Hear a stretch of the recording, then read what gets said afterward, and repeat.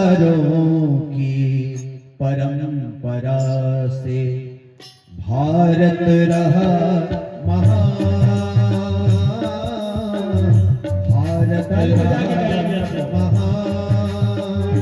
संस्कारों की गरिमा से, संस्कारों की गरिमा से भारत रत्नों की खान। मेरा भारत रहा महान, भारत रहा महान।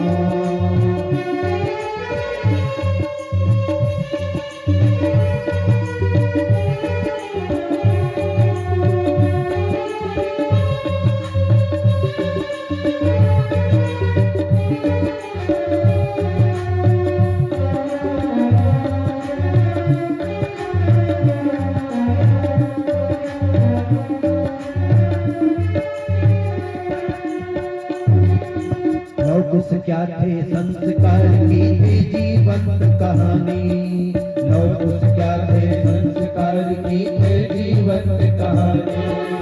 और भारत की संस्कारों की भारतवर्ष निशानी, और भारत के संस्कारों की भारतवर्ष निशानी।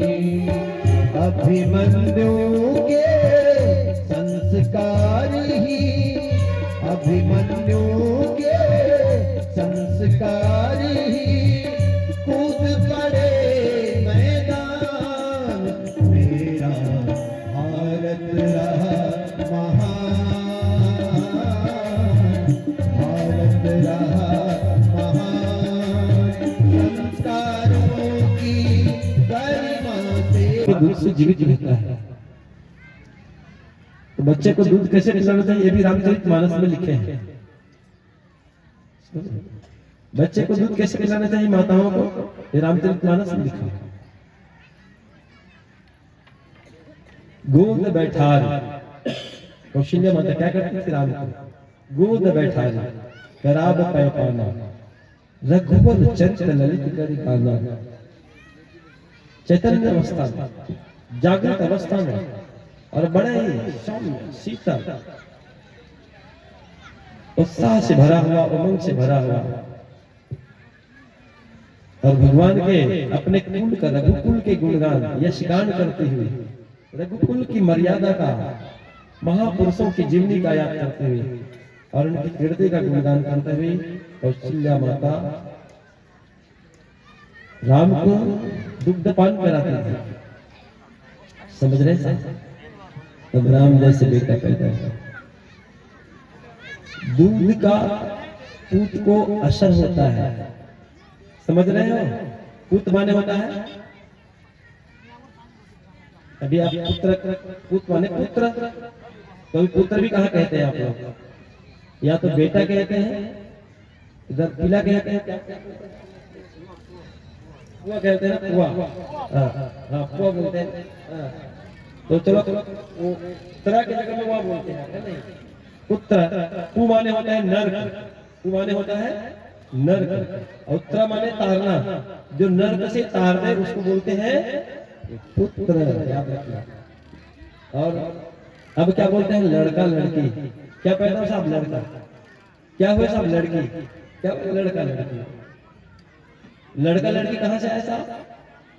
क्योंकि हकीकत में जो बात कह रहा सत्य है, क्योंकि लड़ लड़ के पैदा किया बच्चे को, तो क्या पैदा हुआ?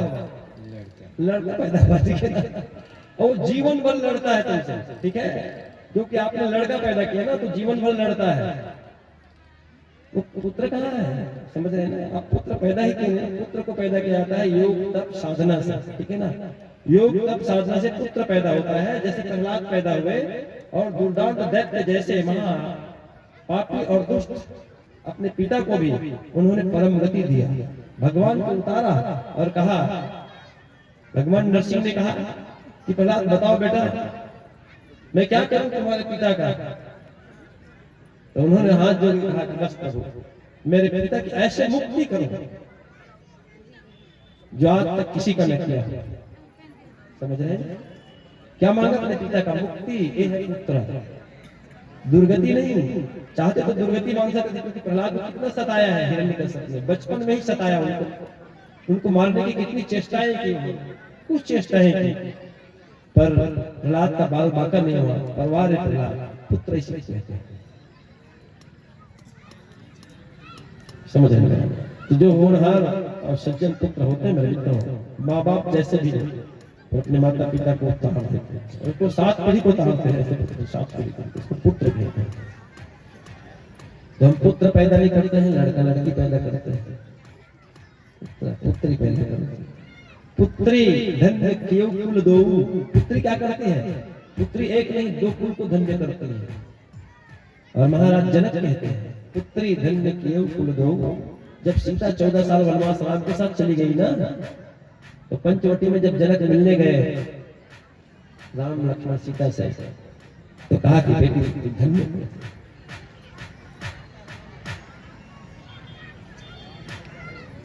आज का जमाना होता तो तू जा रहा है तो बनवासी बन के जाओ, मैं कहा 14 साल जंगल में कटने जाऊं, मैं तो ससुराल नहीं रहूं, मायके में रहूं।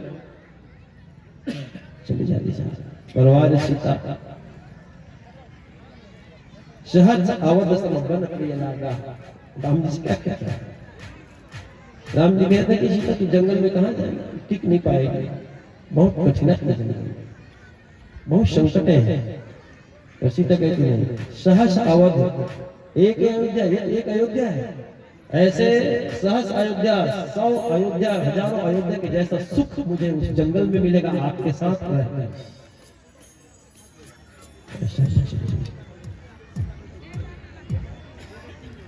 तो मैं निवेदन कर रहा था कि हम पुत्र नहीं पुत्री नहीं, हम लड़का लड़की पैदा करते हैं, अपनी भाषा को बदलिए, संस्कारित भाषा का उपयोग करना शुरू करो। भाषा का असर होता है, आप जो शब्द बोलते हो हर शब्दों का असर होता है। इसलिए मंत्र क्यों बोलने के लिए कहा जाता है? मंत्र क्यों बोलने के लिए कहा जाता है? उसका असर शब्दों का प्रभाव होता है। इसलिए सदैव शब्दों का उपयोग करो, संस्कारित शब्दों का उपयोग करो। मन में जो आ रहा है सब बोले जा रहे हैं ऐसा मत बोलो, और खास करके अपने घर परिवार में मत बोलो। समझ रहे हैं ना? क्योंकि तुम्हारे घर में छोटे छोटे बच्चे हैं, वो सीख रहा है, तुम जो बोल रहे हो वो सीखता है बच्चा, और सुन के ज्यादा सीखता है, देख के ज्यादा सीखता है बजाय बोलने के। समझ रहे हैं ना? आप सिखाओगे तो नहीं सीखेगा वो, पर देख के बहुत जल्दी सीखेगा वो। इसलिए बच्चों के सामने आप कभी अपशब्दों का उपयोग न करें, गलत व्यवहारों का उपयोग न करें। आप बड़े सतर्कता से रहें, क्योंकि वो तुम्हारे भाग्य विधाता है। कौन? वो बच्चा तुम्हारा भाग्य है। और अपने भाग्य के साथ खिलवाड़ मत करो, नाइंसाफी मत कीजिए, आप सावधान रहो, सतर्क रहो। इसलिए बड़े संभल करके बोलिएगा घर में, सावधानी से बोलिए। लड़ना है तो बच्चे को, बच्चा नहीं रहे तब लड़ो, ठीक है? बच्चे सामने मत लड़ो। अभी बच्चे को जाने देते, बच्चे हैं तब तक लड़ाई नहीं करेंगे, तुम्हारे घर की एक लड़ाई भी बंद हो जाएगी, ठीक है ना? संस्कार मत दो, ये संस्कार है। तुम लड़के बच्चे के अंदर बच्चे में क्या संस्कार देखो? लड़ने की संस्कार बात है, अच्छी बात है। संभालो भाई। तो गोद बैठाई धराव पै पाना, रघुवर चरित ललित गति गाना। ये सूत्र है माताओं को चैतन्य अवस्था में। और आज के हमारी माताएं अक्सर अपने बच्चों को सो के दूध पिलाती हैं, बिस्तर में सोए रहते हैं, दूध पिलाते रहते हैं। अवस्था क्या है? तंद्रा अवस्था में है, सोई हुए, तुम बेहोश हो, बेहोश में बच्चा दूध पी रहा है, इसलिए तुम्हारे बच्चे बेहोश रहते हैं। होश में कहाँ है बच्चे? होश में है कि बेहोश में? अच्छा ये बताओ, दारू कब पीता है आदमी? होश में या बेहोश में? बेहोश होकर पीता है कि होश में? होश में पीता है ना दारू? मैं कहता हूँ बेहोश में पीता है। होश में कोई दारू पी ही नहीं सकता। चलो आप पियोगे दारू? पिएंगे? क्यों? क्योंकि आप होश में हो, ठीक है? जितने लोग होश में आ गए हैं कभी दारू, अब आदमी कहते हैं यार बेहोश में, दारू पी के बेहोश हो गया।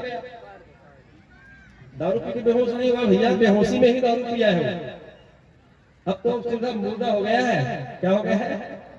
मुर्दा है तो दान है, इसमें कोई प्राण नहीं है। वो आदमी थोड़ी है, वो आदमी नहीं, भूत हो गया, प्रेत हो गया, आदमी कहाँ है? तो बेहोशी आदमी दारू पीता है, नशा करता है, याद रखना। और फिर वो फिर आदमी नहीं होता, फिर कोई और हो जाता है, ठीक है, पागल हो जाता है, कुत्ता हो जाता है, क्या क्या हो जाता है। बुरा मत मानना रे भाई, मैं हम लोग ऐसे कहते हैं इसलिए कह रहा हूं, मैं सुना हूं, मैं तो नहीं कहता किसी को, पर मैं कहते हुए सुना हूं, इसलिए आपके सामने कह रहा हूं। तो ये हो जाता है, और अक्सर आदमी बेहोशी में ही गलत काम करता है। होश में कोई गलत काम नहीं होता, नोट कर लो इसको। इसलिए होश में आओ, और होश में लाने वाले जो मंत्र है उसका नाम है ओम भूर्भुवः स्वः तत्सवितुर्वरेण्यं भर्गो देवस्य धीमहि धियो यो नः। मेरे सत्मार्ग की ओर चलो, होश में लाओ। सत्मार्ग में चलना तो होश में आओ, मेरी बुद्धि को सन्मार्ग की ओर प्रेरित करो। होश में आज बेहोशी में, मूर्छा में, ऐसे 15 में लोग हैं, समझ में नहीं आ रहा है क्या कर रहा है, समझ में नहीं, जो क्या कर रहा है समझ में नहीं आ रहा, बेहोश है। बेहोशी को गुटके के पहुंच पे लिखा रहता है, स्पष्ट लिखा है, पर फिर भी होश में है क्या? आप होश में उसको छूटे ही नहीं, होश में। और होश में लाने के लिए आप लोगों को काम करना पड़ रहा है, ये उसी के लिए होश में लाने के लिए कहा गया है, और मौज मस्ती के लिए नहीं है। ऐसे हमारे भाई जो बेहोशी हालत में है, उनको होश में लाने के लिए दुर्भाग्य है। मैं देख रहा हूँ, बार बार इसलिए कह रहा हूँ, जिनके जीवन में संकटें हैं, जिनको परेशानियां हो रही हैं, जो नशे के लत में डूबा है, मैं कहता हूँ आओ दारू पी के आओ, बैठो यहाँ, कहता हूँ आओ। सब लोग दारू पीने वाले से नफरत करते हैं, मुझसे प्रेम करता हूँ, आ जाओ यहाँ खड़े हो जाओ। ईमानदारी से कहता हूँ, ये सत्संग जो है अच्छे लोगों के लिए नहीं है। किसके लिए? बोलो, सत्संग किसके लिए होना चाहिए? अच्छे के लिए या बुरे के लिए? बुरे। पर मैं कहता हूँ हॉस्पिटल किसके लिए खोलते हैं? बीमारी के लिए, अच्छा आदमी के लिए। जो बीमार है उसके लिए हॉस्पिटल है। तो ये जो तंत्र लग रहा है वो बिगड़े हुए लोगों को नहीं है। बिगड़े हुए आ जाओ भैया, अच्छा बन जाओगे, आया अच्छा बन जाओगे। अच्छे आदमी तो अपने आप आएंगे, और मैं निवेदन कर रहा हूँ उन लोगों से कि तुम लोग ज्यादा आओ, कि तुम्हारे लिए है, ताकि हो सकता है भगवान की न जाने कब किसके जीवन में कौन सी शब्द, कौन सी घड़ी और मुहूर्त नक्षत्र उनके जीवन में उतर जाएगा, और वहीं से उनका जीवन बदल जाएगा। यार कितने साधु संतों का हत्या किया था अंगुलीमाल ने, कितने साधु संतों का हत्या किया था रत्नाकर ने, पर समय आया कि नहीं आया उनके जीवन में, और परिवर्तन आया तो वाल्मीकि बना कि नहीं बना? बहुत बड़े संत बने नहीं बने अंगुलीमाल। तो ऐसा किसी के जीवन में परिवर्तन आ जाएगा, अच्छा हो जाएगा।